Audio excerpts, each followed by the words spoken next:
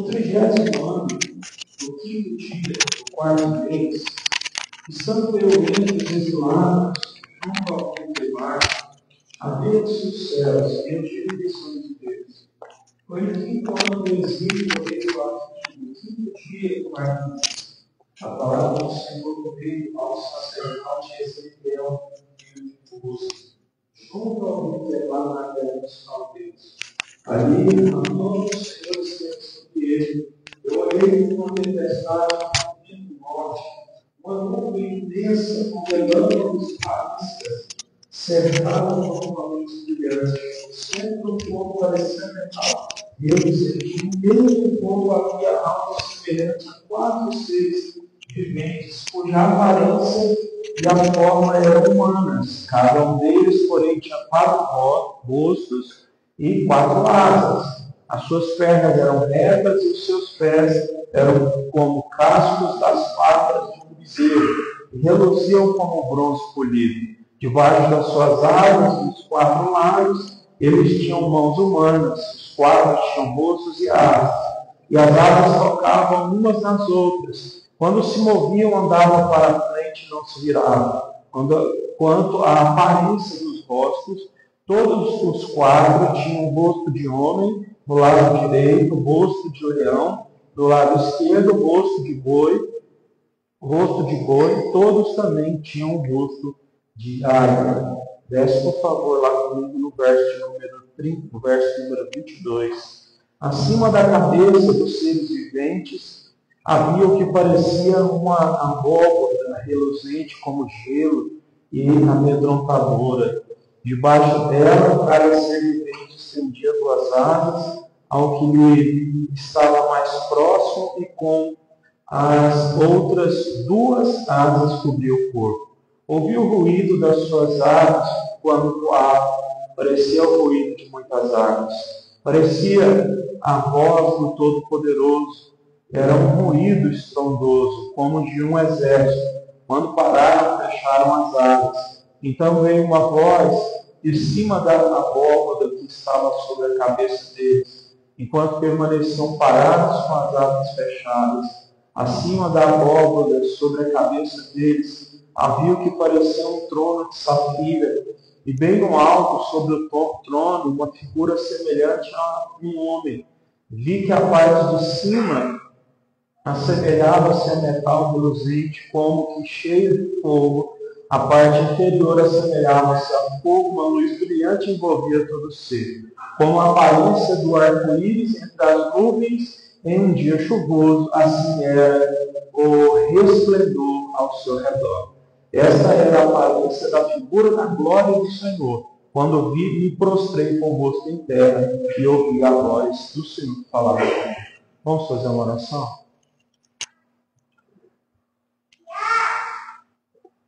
Senhor, em nome de Jesus, eu te peço, fala conosco, não aquilo que nós queremos ouvir, mas que precisamos ouvir.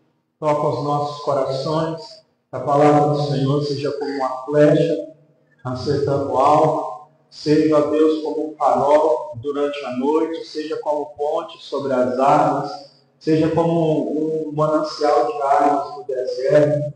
Que o Senhor nos abençoe, ó Deus, com a tua grandeza, o teu poder, a tua santidade. O Senhor é maravilhoso, nós podemos colocar toda a nossa confiança na tua presença. Muito obrigado. Essa é a oração que fazemos em nome de Jesus. Amém. Ezequiel era um profeta, mas antes de ele ser um profeta, ele era um sacerdote. Por quê, pastor? Porque ele era filho de sacerdote. E ser sacerdote era uma coisa que passava de pai para filho.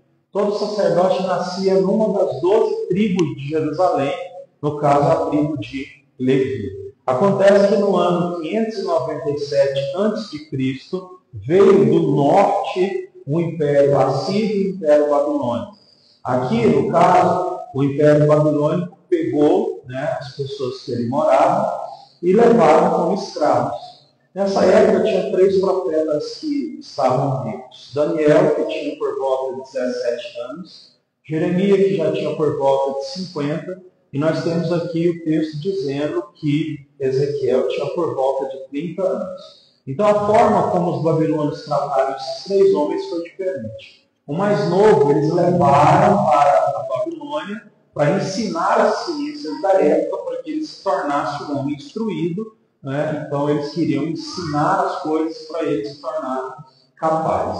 Um homem de meia idade, vamos colocar 30 anos, ele era levado como escravo, mas para trabalhar de forma braçal. E um profeta já velho, de 50 anos, ele era deixado em Jerusalém, nas ruínas, porque ele já não tinha força mais para o trabalho. Pois bem, dito isso, então, esse é o pano de fundo da história que nós acabamos de ler. Nós estamos num período, então, de muito sofrimento de Israel. Mas esse sofrimento era uma disciplina de Deus por causa dos pecados que Israel cometia. Deus permitiu, então, que eles passassem por esse cativeiro, permitiu com que um país mau, né, pegasse eles justamente por causa do pecado que eles estão cometendo. E Deus continua fazendo essas coisas. Deus continua disciplinando quem Ele ama. Em Hebreus capítulo 12 diz assim: quem Deus não disciplina, porque Ele nem trata como filho. Ele deixa como bastardo, o bastardo faz o que quiser, até o ponto de cair num buraco e acabar com a sua vida.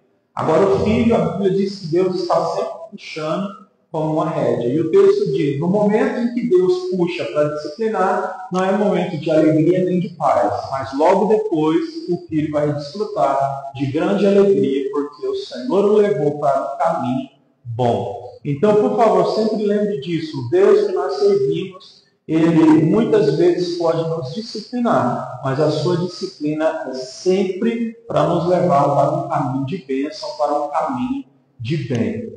Ok, dito isso, então, Ezequiel, que era um sacerdote, ele foi chamado por Deus através de uma visão para ser profeta, ok? Ele já tinha uma posição de serviço a Deus, que era o sacerdócio, mas Deus o chamou para o ministério de profeta.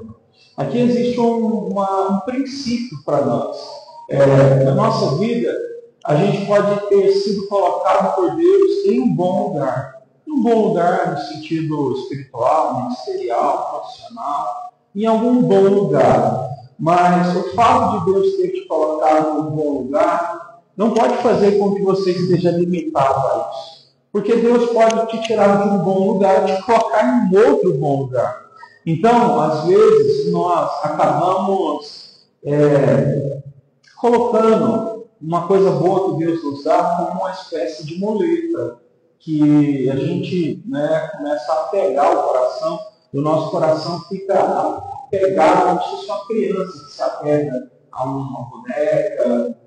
Por exemplo, a minha filha sempre dorme daquela fofinha até hoje, desde que nasceu. Então, é uma coisa emocional. E às vezes Deus nos dá alguma coisa boa e a gente carrega isso para o lado emocional e a gente não quer soltar isso de jeito nenhum. Mas o que Deus tinha que fazer nessa época era chamar ele como profeta. Ele tinha que ser boca de Deus nessa época e não sacerdote. O sacerdote oferecia sacrifícios a Deus, mas nessa época Israel estava destruída.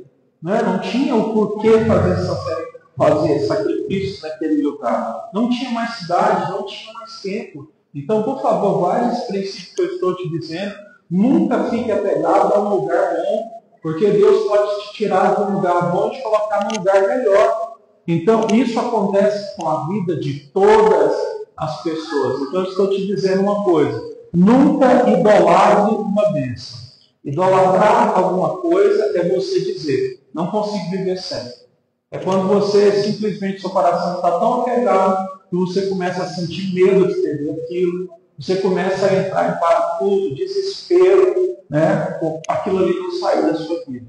A Bíblia diz que o medo supõe castigo, mas que o verdadeiro amor que vem de Deus, ele é maravilhoso e ele expulsa todo medo. Então tudo na nossa vida deve ser levado pelo amor, porque o amor de fato é que edifica.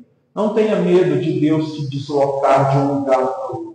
Se é Deus que está te deslocando, é porque Ele vai te abençoar. Sabe o que o texto diz? A mão do Senhor estava sobre Ezequiel. Quem botou Ezequiel ali na frente do rio Quebar, ali na Babilônia, não foi o diabo, não foi alguma oração que ele fez, não foi porque os inimigos dele se levantaram contra ele, não foi porque ninguém puxou o tapete dele. O texto sagrado diz que a mão do Senhor estava sobre ele e colocou ele para ser profeta naquele lugar. Então, por favor, não se apegue às coisas que Deus te dá, porque Deus sempre acaba nos tirando de coisas boas para colocar em coisas melhores. Então, nós precisamos compreender que o nosso Deus, que permite, às vezes, a escravidão, no sentido espiritual para nós, é alguma prisão pelo pecado.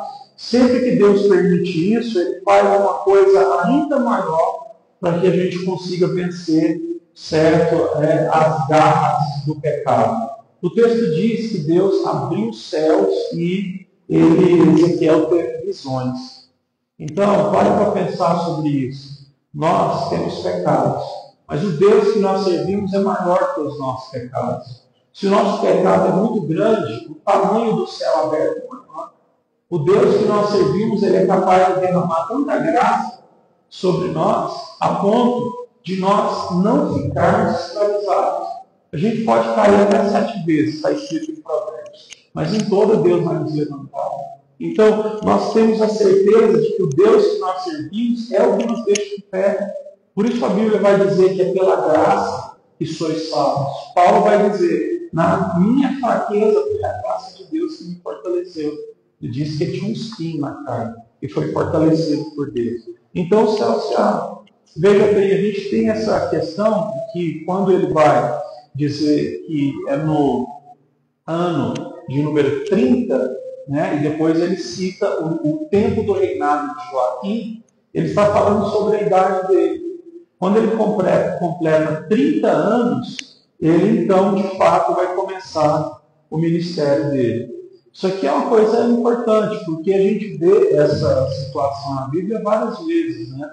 José começou seu ministério com 30 anos, Davi ele foi ordenado rei de Israel com 30 anos. Você vai ver que o próprio Jesus começou a pregar com 30 anos, João Batista começou a pregar com 30 anos, e a gente vê que Ezequiel, né, sendo levantado com 30 anos. Me parece, biblicamente, que uma pessoa que chega nos 30 anos, ela já tem uma preparação mental, psicológica e espiritual para liderar para outras pessoas, para ser alguém usado pelo Senhor. Então, acredito eu que a idade de 30 anos é um marco na vida de qualquer pessoa. Pois bem, dito isso, então, a gente vai perceber, né, que eles estão ali no cativeiro, a situação não é fácil, a disciplina de Deus vem sobre o povo, eles estão sofrendo, Ezequiel trabalhava braçalmente junto com outras pessoas,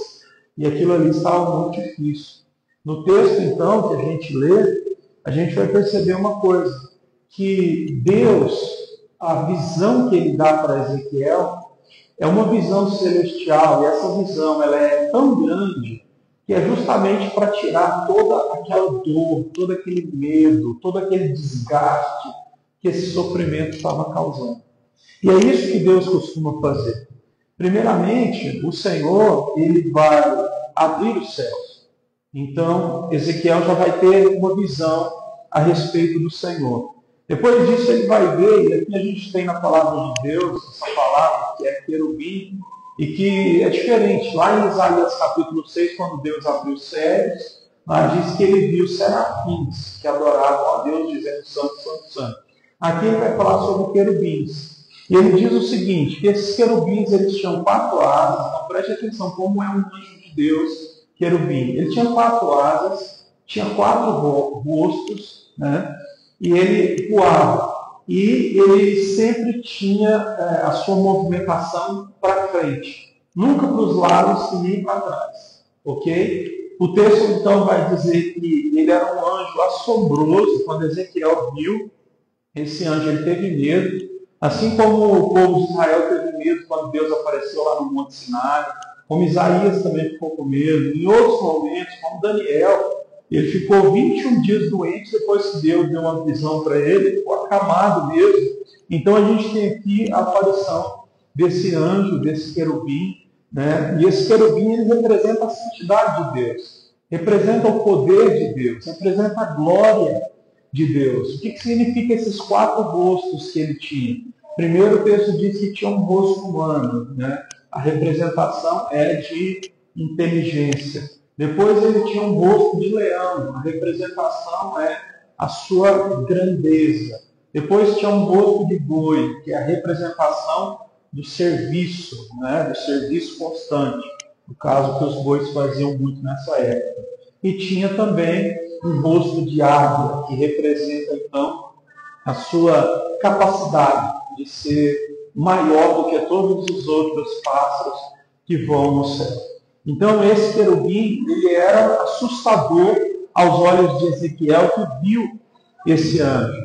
E acontece então que, diante de problemas na nossa vida, o que nós mais precisamos não é que Deus nos tire do problema. E aí então você vai perceber que na Bíblia, muita gente que passou por problema pediu: Deus, me tira do problema. E você vai perceber que Deus não tirou. Ezequiel, a mão de Deus estava sobre ele. Deus não tirou ele de ser escravo da Babilônia. Mas Deus deu a ele uma visão que fazia ele ter mais força emocional e espiritual, certo, para aguentar aquele período, e assim pudesse continuar. Então, isso é um princípio para nós. Eu e você podemos estar orando por coisas hoje que a gente está pedindo: Senhor, me livra de ter que passar por isso. E a resposta é: eu não vou livrar, mas eu vou dar para você aquilo que você precisa espiritualmente para você conseguir passar por esse problema. Então Deus dá essa visão para que ele tenha força espiritual para continuar caminhando. Eu já disse aqui há uns dias atrás, quando o rei Nabucodonosor criou uma estátua e falou: só pode adorar a mim, os 3 homens que vieram lá junto com Daniel, lá de Israel, Sadraque, Mesaque e Abednego, não adoraram.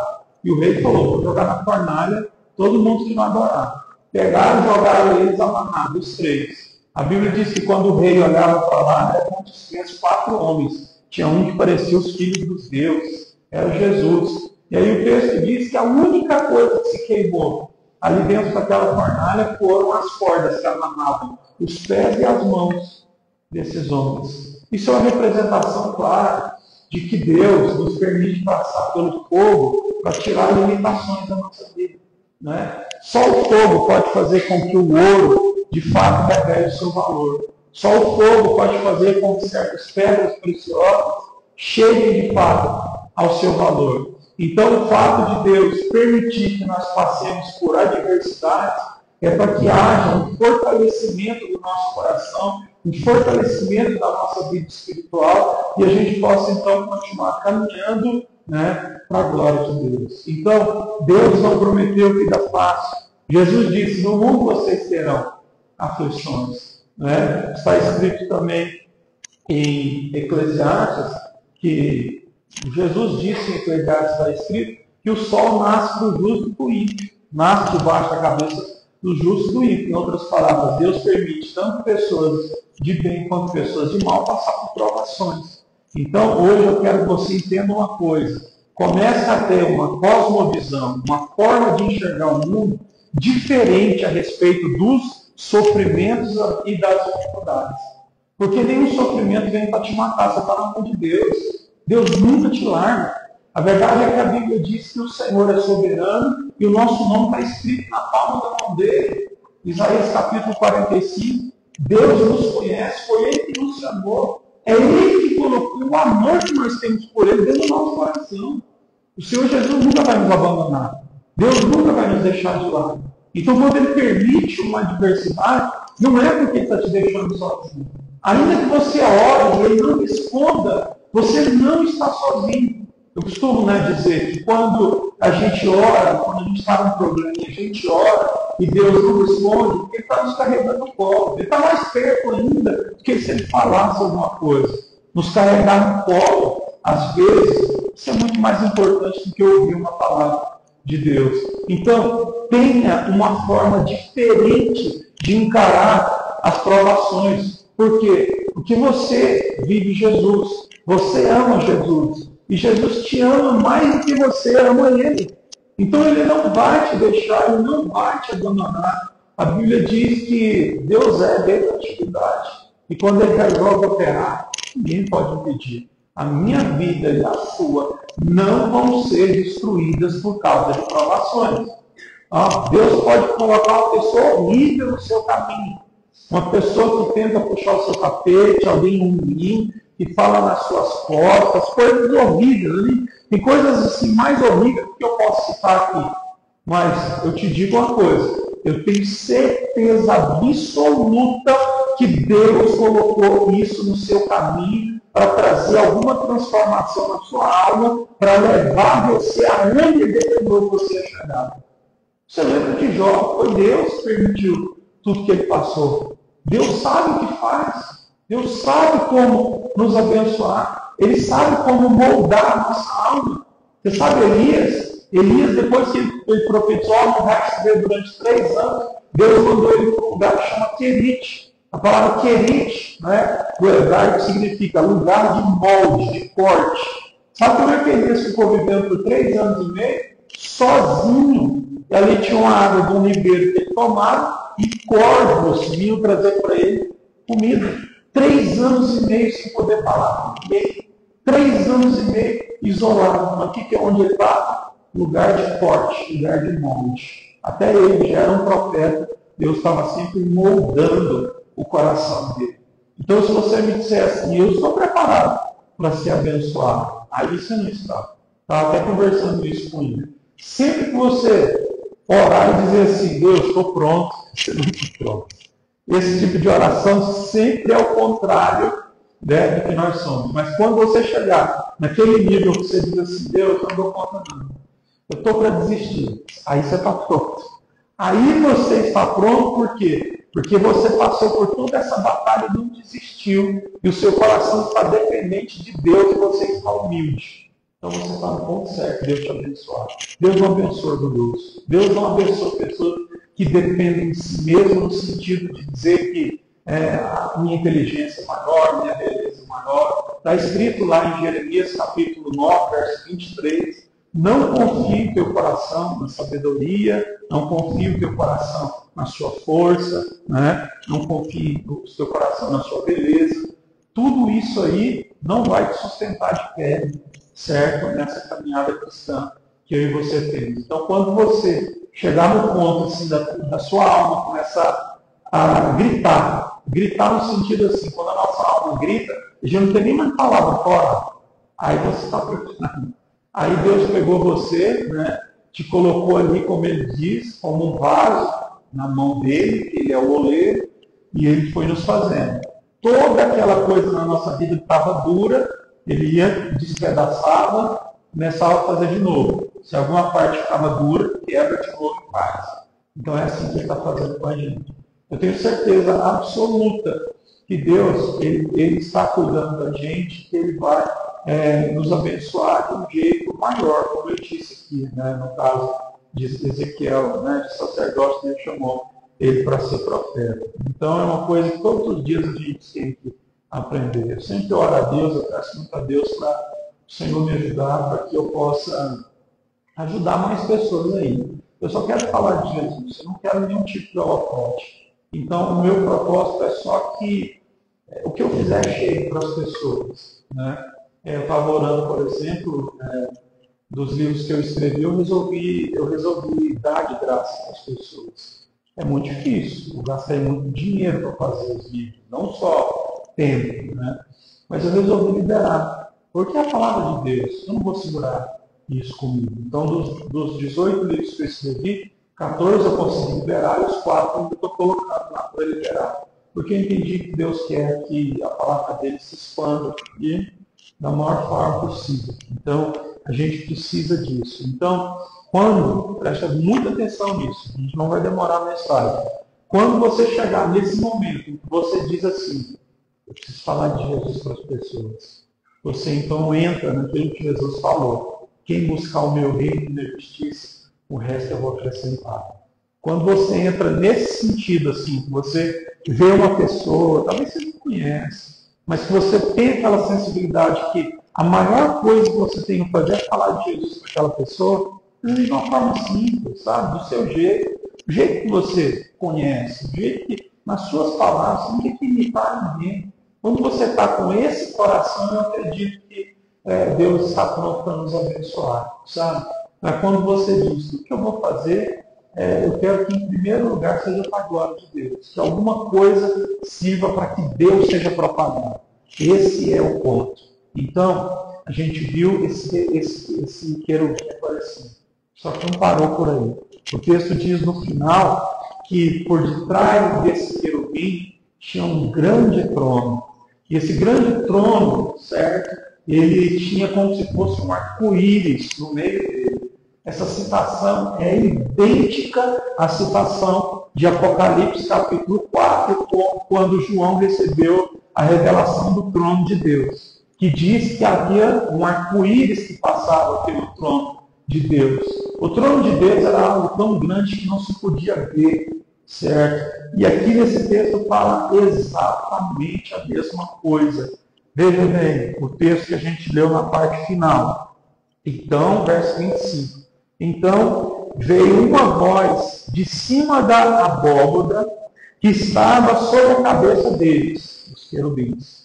Então, permaneciam parados, com as asas fechadas, acima da abóbada sobre a cabeça deles.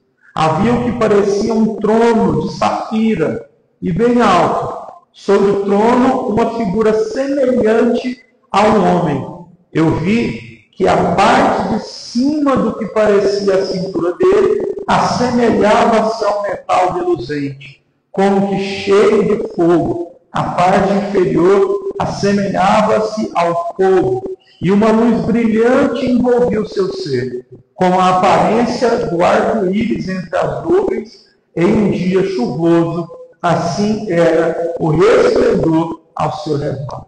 Isso é maravilhoso. Nós precisamos entender que Deus é soberano. E as nossas orações têm que ser: Senhor, me dá um entendimento do tamanho da tua glória, do tamanho da tua soberania, do tamanho da tua onipresença, da tua onisciência.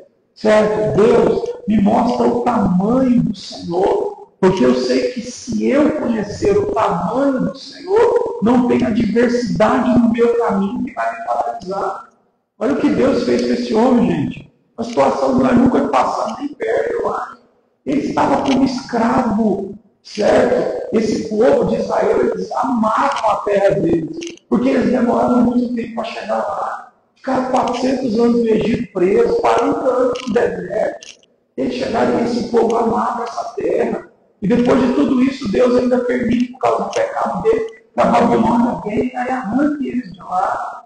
Esse homem estava sofrendo não só no sentido de ser um escravo, que nessa época ser um escravo é o trem aferrado mesmo, né? Mas ele sofria também porque Israel tinha sido destruído. Pensa, eles entraram na terra, fizeram as coisas, os muros, o templo de Deus, tudo bonito, tudo suntuoso, eles tinham casas, eles tinham como viver, eles não viviam arrochados. E sabe o que a Bíblia diz? No reinado de Salomão, depois de Davi, que não existia um pobre sequer na cidade, que na cidade, nos bancos da cidade, certo? E as esculturas que tinham na cidade eram feitas todas de prata. Ninguém pegava aquilo lá para roubar. A prata sempre foi valiosa. E aquilo ali tudo era, né, era o resplendor do que havia, da glória daquele meio. Então Israel viveu momentos suntuosos. Chegou o momento da época do Salomão que Israel era o maior país do mundo. Por que deixou de ser? Porque ele pecou. O que ele fez? Ele começou a casar com um monte de mulher, porque na cabeça dele ele estava fazendo tratados políticos. Casa com uma mulher que mora no Egito, casa com outra da Filistéia, e o terreno vai expandindo. Só que aí que está. Ele fez um plano político sem orar para Deus. Aí, por isso que ele casou com 700 mulheres e ainda teve 300 concubinas. Que loucura o trem desse, né? O cara via a esposa dele uma vez por ano só e olha lá. Né? Se ele fosse, né, cumprir os deveres dele como marido, né, se ele tivesse vigor para ir todo dia nas esposas e nas concubinas, ele ia demorar pra caramba. Né? E em 2 anos ele não ia ter cumprido a meta dele. Então, assim, ele pecou. certo? E é por isso que Israel começou a decair. Mas então, a gente percebe que nessa decadência de Israel, o que o Senhor falou para Jeremias, primeiro foi o seguinte, ó, Jeremias profetizou lá com 50, quase 60 anos. Essa prisão vai durar 70 anos, Jeremias profetizou. Mas Jeremias ele não estava tendo credibilidade, porque o povo achava que ele já estava meio cagado. E Ezequiel também, ele não teve muita credibilidade, sabe por quê? Porque Ezequiel, por causa dessas visões que ele falava que tinha, e começou a compartilhar com o povo, né? O povo da Babilônia pegou ele e amarrou ele, colocou ele por mais de 2 dias, amarrado com a cabeça debaixo do sol.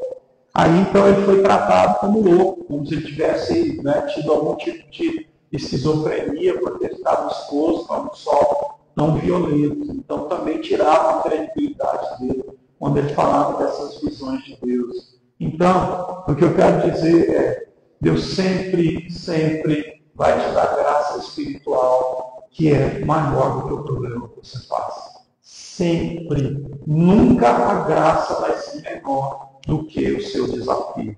Por fim, Deus revela a si mesmo no trono. Então, quando Deus revela a si mesmo, Ele mostra que Ele é muito maior que tudo que a gente pode imaginar. É o que diz lá em Isaías, os pensamentos de Deus são mais altos que os nossos, os caminhos de Deus são melhores que os nossos. Toda palavra que Deus diz, ela não cai por terra. Deus coloca a palavra, essa palavra vai semear. Os céus e a terra vão passar, a palavra de Deus vai ficar de pé. A relva e a folha vão murchar, mas a palavra de Deus vai permanecer para sempre. Então, o que eu quero dizer é o seguinte, hoje nós temos acesso a esse Deus que está no trono. Como? Por meio de Jesus Cristo, o nosso Senhor. Filipe, que era um dos discípulos, chegaram em Jesus, capítulo 14 de João, e disse assim, mostra-nos a Deus. Jesus disse, olha para mim, eu sou Deus. Eu estou no Pai e o Pai está em mim. E aí Jesus tinha dito antes, eu sou o caminho, a verdade e a vida. Quando a gente olha para Jesus, pela morte dele na cruz por nós, pela ressurreição dele, por ele dizer, eu vou voltar, pela segunda vez eu vou buscar vocês. Ele diz assim, eu estou indo e vou preparar a morada. E vou buscar vocês vão estar comigo para sempre. Nós temos acesso a esse Deus poderoso. Nós temos acesso a esse trono de Deus. Nós podemos orar e pedir a Deus, Senhor, se o problema está grande, maior é a graça que o Senhor põe sobre mim. Maior é o entendimento que o Senhor põe sobre mim a respeito de Jesus. A conclusão é o seguinte, que quanto mais você olha para os problemas, menor Deus se parece. Deus nunca diminui, mas quando nós estamos olhando para os problemas, parece que ele diminui. A Bíblia diz, esses dias eu até postei, que desde a antiguidade, Isaías 64, nunca se viu um Deus semelhante ao nosso, que trabalha para aqueles que nele esperam. Se nós não formos pacientes e esperarmos em Deus, nós não vamos conhecer esse Deus que está escrito em Isaías. Ele não está saindo, mas se a gente colocar os olhos no problema, vai ficar. Lembra de Israel? Eles foram lá visitar a terra, tinha só gigantes na terra. O povo falou, não vai aumentar. Josué e Caleb disseram, vai aumentar. Deus fez a promessa. O negócio é a promessa. Não, só tem gigante lá. É uma terra que só tem um gigante. Não tem nem arma, não viveu no deserto. Deus fez a promessa nessa direção. É isso que a gente tem que ter. Nós temos que ter essa fé suficiente para bater na mesa e falar. Quando todo mundo tiver sem fé, bater na mesa e falar. Mas vamos seguir a promessa de Deus. Porque se Deus falou, Ele não é homem para mentir, nem filho do homem para se arrepender. Então, ainda que os problemas pareçam ser grandes, siga a palavra, siga a promessa. Deus não falha o que Ele prometeu. Você tem um livro que é verdadeiro, que é atual. Como alguém já disse, a palavra de Deus é mais atual do que o jornal que vai sair amanhã. Então, eu peço que você creia nessa palavra. É a coisa máxima que eu acho que eu posso fazer por você. Que é, amanhã, segunda-feira, você está enfrentando um problema, mas você resolver acreditar na palavra. e seguir ela. Fazer como Abraão fez. Deus falou, sai daí da sua terra, no meio dos parentes, vai para onde eu vou te mostrar. Ele foi. Deus nem sabia para onde ir. Ele ouviu a voz de Deus. Deus, então, ele espera isso para nós. Você pode se colocar de pé para a gente fazer uma oração? O nosso Deus está vivo e é poderoso.